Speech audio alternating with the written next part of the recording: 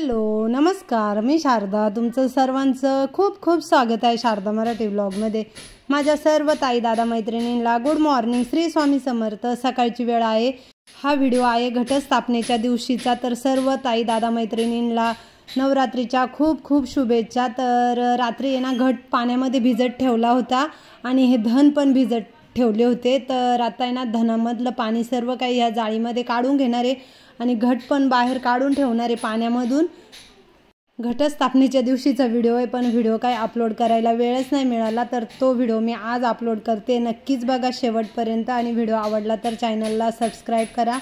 तर इथं जाळीमध्ये ना हे सर्व पाणी काढून घेणार आहे, पण पाणी काढायच्या आधी ना हे वरती जे काही धन आहे ना ते पोकळ आहे, तर ते असं ओतून दिलं नाही तर मग कसं ते पेरलं गेलं तर ते उतरायचं पण नाही. आणि त्याच्यानंतर आहे ना ह्या जाळीमध्ये सर्व धन काढून आणि व्यवस्थित असं पसरून द्यायचं आहे, म्हणजे ना एकदम मोकळं झाल्यानंतर धन खूप छान असं उतरतं. मी दरवर्षी ह्याच पद्धतीने धन भिजत घालते आणि त्याच्यानंतरच पेरते. तर दुसऱ्याच दिवशी ना धनाला एकदम मस्त असे कोंब येतात. मागच्या वर्षी आपल्या चॅनलवर व्हिडिओ टाकलेला आहे का धन कशा पद्धतीने भिजवायचं.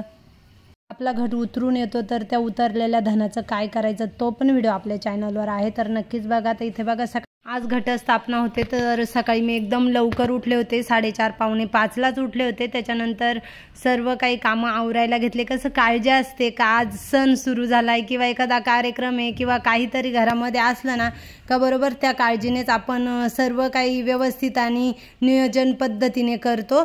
तर माझी ना उंबरट्याला मस्त अशी हळदीचं लेपन, उंबरट्याची पूजा वगैरे झाली. सर्वात आधी ना मी उंबरट्याची पूजा करून घेतली आणि त्याच्यानंतर आहे ना आता इथे घट स्थापना करायची आहे. तर सर्व देवांची छान अशी आंघोळ घालून घेतली. देवारा आजच स्वच्छ केला, कारण आहे ना आदल्या दिवशी मला वेळच नाही मिळाला देवारा स्वच्छ करायची. घराचं काम चालू असल्यामुळे ना जास्तीत जास्त वेळ माझा तिथे असतो. तर बघा इथं पूजेचं किती साहित्य निघालेलं आहे. तर आता नाही ते माझी मस्त अशी देवपूजा वगैरे झाली, घटस्थापना पण झाली. तर ह्या वेळेस मी काही घटस्थापनेचा व्हिडिओ बनवलाच नाही, म्हणजे पूर्ण व्हिडिओ असा तयार करून आणि तुम्हाला दाखवण्यासाठी. तर वेळ नसल्यामुळं मागच्या वर्षी आपल्या चॅनलवर तो व्हिडिओ पण मी अपलोड केला आहे का घटस्थापना कशा पद्धतीने करायची. आता इथे मी अखंड दिवा चालू करून घेणार आहे. तर बघा मस्त अशी माझी पूजा वगैरे सर्व काही झाली आहे.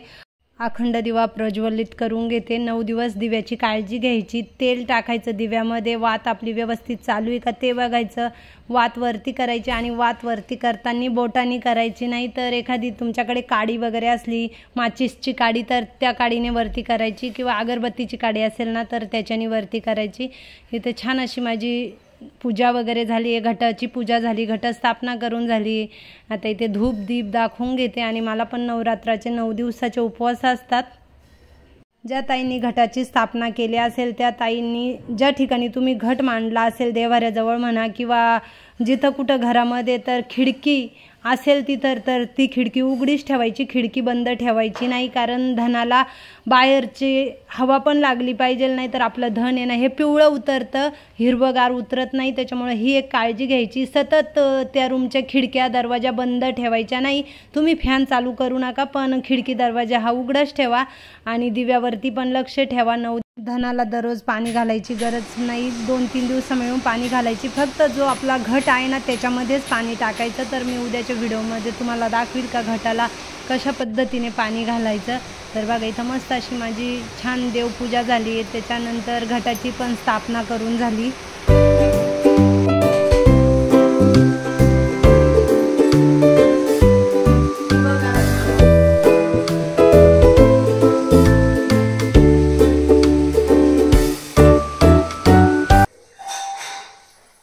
मस्त माझी घटाची पूजा वगैरे झाली, छान अशी घटाची स्थापना झाली.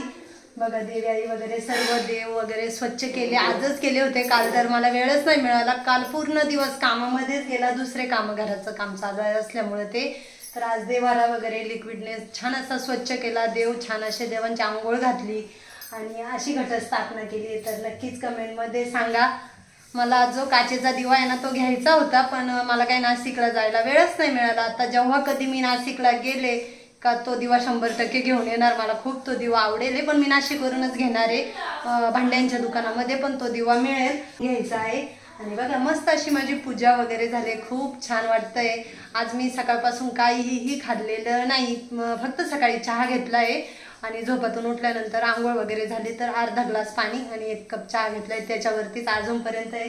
आता 4:30 पावणे 5 वाजले तर अजून तर काही भूक पण नाही लागली आणि काही खायची इच्छा पण नाही झाली। एवढं छान वाटतं, एवढं प्रसन्न घरामध्ये वाटतंय, घरातलं वातावरण खूप भारी वाटतं। तर मस्त धूप दीप लावलाय वरती, आताच कारागिरांना चहा नेऊन दिला आणि मी पण चहा घेतला। तर छान अशी माझी पूजा पण झाली, एकदम मस्त निवांत। कमीत कमी 3-4 तास मला लागले पूजेला। कसं नुसतीच पूजा पण नाही केली, वरती काम चालू आहे, फरचीचं आजपासून काम सुरू झालंय, टाइल्स लावायचं फ्लोरिंगला।